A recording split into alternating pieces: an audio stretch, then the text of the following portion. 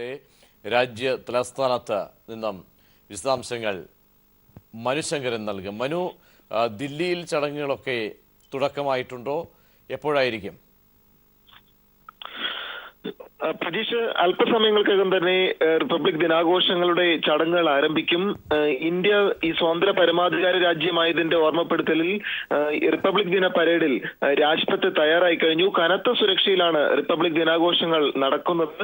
മുഖ്യാതിഥി റിപ്പബ്ലിക് ദിന പരേഡിന്റെ മുഖ്യാതിഥിയായി അബുദാബി കിരീടാവകാശിയും ഉപസർവ സൈന്യാധിപനുമായ Sheikh Mohammed bin Zayed al നഹ്യാനാണ്. രാജ്പഥിന്റെ ഇരുവശവും ഈന്തപ്പനകൾ കൊണ്ട് അലങ്കരിച്ചാണ് മുഖ്യാതിഥിയെ വരവേൽക്കുന്നത്.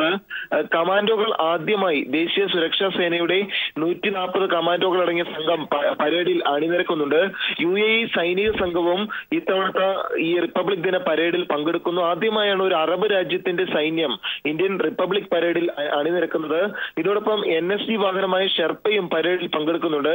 NSDയുടെ ആന്റി ഹൈജാക്കിംഗ് വാഹനങ്ങളും മറ്റും ഉൾക്കൊണ്ടിച്ചാണ് ഇത്തവണത്തെ പരേഡിൽ നടക്കുന്നത്.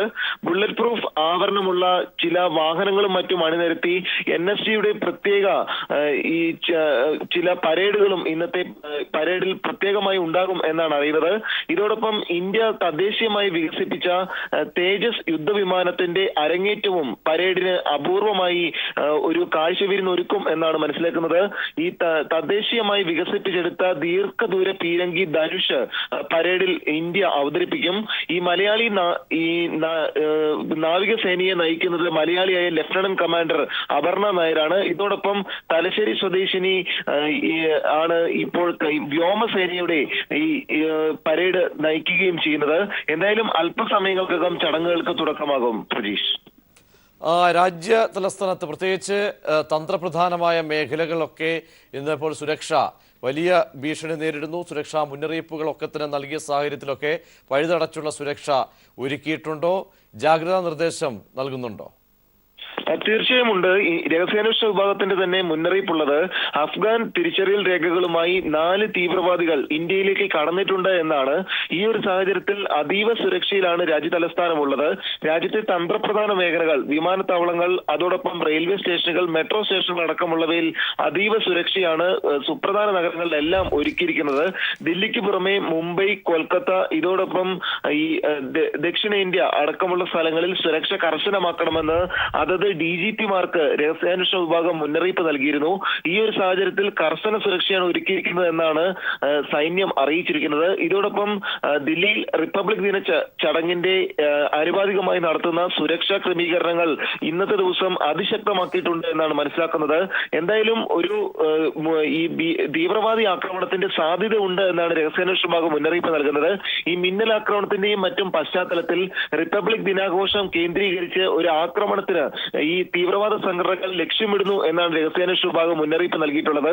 വ്യാജ തിരിച്ചറിയൽ രേഖകളും മറ്റുമായി തീവ്രവാദ സംഘടനകൾ ഇന്ത്യയിലേക്ക് നുഴഞ്ഞു കയറിയിട്ടുണ്ട് എന്നാണ് മുന്നറിയിപ്പ്. ഈ ഒരു പശ്ചാത്തലത്തിൽ ജമ്മു കാശ്മീരിലടക്കം നിരോധനാജ്ഞ ഇന്ന് പുറപ്പെടുവിച്ചിട്ടുണ്ട്.